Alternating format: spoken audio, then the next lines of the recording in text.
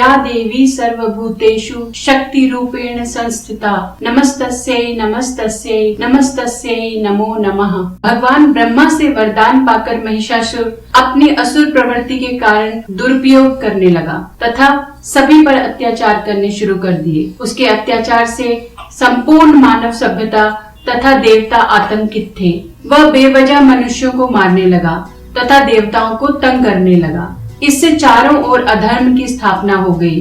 वह धर्म का कोई मूल्य नहीं रहा। पृथ्वी पर आतंक मचाने के बाद उसने इंद्र की नगरी अमरावती पर भी आक्रमण कर दिया।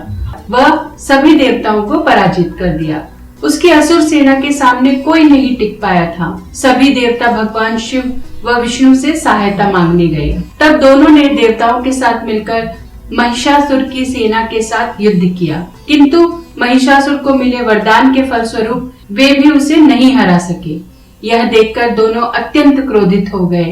तब ब्रह्मा जी ने उन्हें बताया कि दैत्यराज को यह वर मिला है कि उसकी मौत कुमारी कन्या के हाथ से होगी। तब त्रिमूर्ति अर्थात भगवान ब्रह्मा, विष्णु व महेश ने मिलकर एक योजना बनाई जिससे कि महिषासुर का उसकी सेना सहित नाश हो सके। उन्होंने मिलकर अपनी अपनी शक्तियों से एक देवी को प्रकट किया। विभिन्न देवताओं की देह से निकले हुए तेज से ही देवी के अलग अलग अंग बने। भगवान शंकर के तेज से देवी का मुख प्रकट हुआ, यमराज के तेज से मस्तक और बाल, विष्णु के तेज से भुजाएं, चंद्रमा के तेज से स्तन, इंद्र के तेज से कमर, वरुण के तेज से जंघा, पृथ्वी के तेज से नितंब, ब्रह्मा के तेज से चरण, सूर्य के तेज से दोनों पैरों की उंगलियां, प्रजापति के तेज से सारे दांत, अग्नि के तेज से दोनों नेत्र, संध्या के तेज से भौहें, वायु के तेज से कान तथा अन्य देवताओं के तेज से देवी के भिन्न भिन्न अंग बने।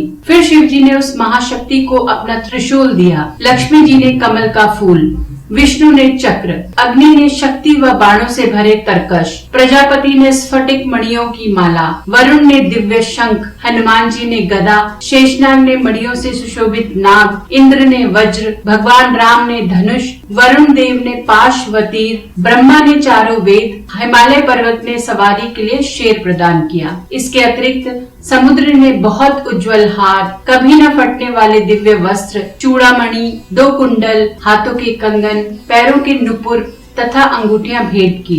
इन सब वस्तुओं को देवी ने अपनी 18 भुजाओं में धारण किया। माँ दुर्गा इस सृष्टि की आद्य शक्ति हैं। पितामह ब्रह्मा जी, भगवान विष्णु और भगवान शंकर उन्हीं की शक्ति से सृष्टि की उत्पत्ति, पालन पोषण और संहार करते हैं। अन्य देवता भी उन्हीं की शक्ति से शक्तिमान होकर सारे कार्य करते हैं। उसके बाद माँ महिषासुर की सेना के पास गई। वह जोर जोर से गर्जना करने लगी। अपने सामने एक स्त्री को विनाशक रूप में देखकर महिषासुर की सेना को आश्चर्य हुआ। महिषासुर के साथ असुरों की पूरी सेना थी, जिनमें करोड़ों की संख्या में असुर थे, तो दूसरी ओर माँ दुर्गा अकेली। किंतु माँ दुर्गा ने शत्रु सेना में त्राहिमाम मचा दिया। सिंह पर बैठी माँ दुर्गा की गर्जना ही इतनी भयानक थी कि उससे चारों ओर भय का वातावरण पैदा हो गया। फिर माँ ने अपने अस्त्रों से शत्रु सेना पे भयंकर मारकाट मचा दी। यह युद्ध 9 दिनों तक चलता रहा। माँ दुर्गा बिना थके लगातार असुरों का नाश करती थी। धीरे धीरे करके महिषासुर के सभी मित्र, सिपाही, मंत्रीगण, सेनापति इत्यादि मारे गए। अंतिम दिन अर्थात 10वें दिन महिषासुर का माँ दुर्गा से युद्ध हुआ। तब माँ दुर्गा ने भगवान शिव से मिले त्रिशूल से उसका वध कर डाला।